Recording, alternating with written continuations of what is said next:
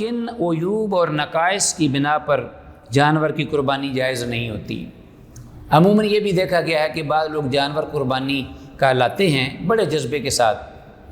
تو وہ بیچارے اگر کوئی تندرست نہیں ملتا تو کسی کا سینگ کٹا ہوتا ہے،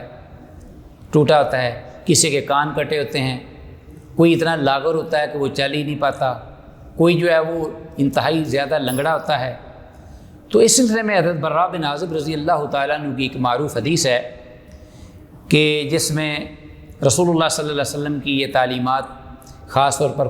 قربانی کے جانوروں کے نقائص اور عیوب بیان کیے گئے ہیں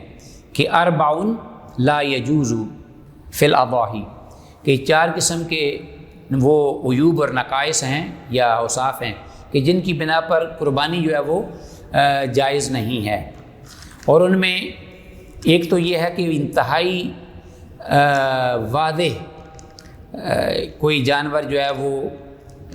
کمزور ہو، لاغر ہو، اتنا زیادہ کہ اس کی ہڈیاں نکلی ہوئی ہیں، پہلی نظر میں دیکھتے ہی وہ بیمار لگتا ہے۔ تو اللہ رب العالمین کی بارگاہ میں جو چیز آپ نے قربان کرنی ہے وہ ایسی ہو کہ تسر الناظرین۔ آپ سورۃ البقرہ میں جو بنی اسرائیل کا واقعہ ہے نا، وہ اس طرف ہماری رہنمائی کرتا ہے کہ جس میں اللہ نے حکم دیا تھا ان اللہ یامرکم ان تذبحوا بقرہ، تو اس میں آگے یہ الفاظ ہیں جب وہ سوال کرتے ہیں کہ وہ گائے کیسی ہو، تو اللہ احکم الحاکمین کا ارشاد ہے کہ اے موسیٰ ان سے یہ کہہ دیجئے کہ تسر الناظرین، ایسی گہرے زرد رنگ کی اور نہ بوڑھی اور نہ زیادہ بچی، بالکل رانا جوان خوبصورت،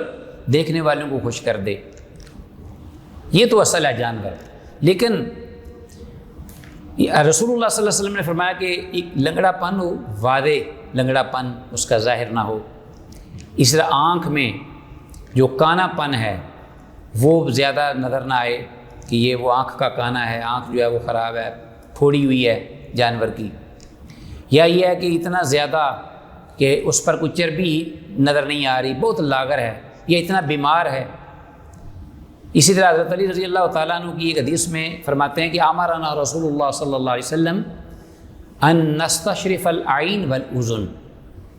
کہ اللہ کے رسول صلی اللہ علیہ وسلم نے حکم یہ دیا ہمیں کہ ہم جانور کی آنکھ اور کان اس کو ہم بغیر نظر دیکھیں، یعنی پورے اچھی طرح چھان بین کریں۔ لیکن ناظرین ایک بات یہ، چونکہ اسلام میں ہمارے اتنی زیادہ سختی نہیں، اگر کوئی شخص کوئی جانور لاتا ہے خرید کر قربانی کا، تندرست اور توانا اور اچھا، بغیر عیوب کے نقائص کے،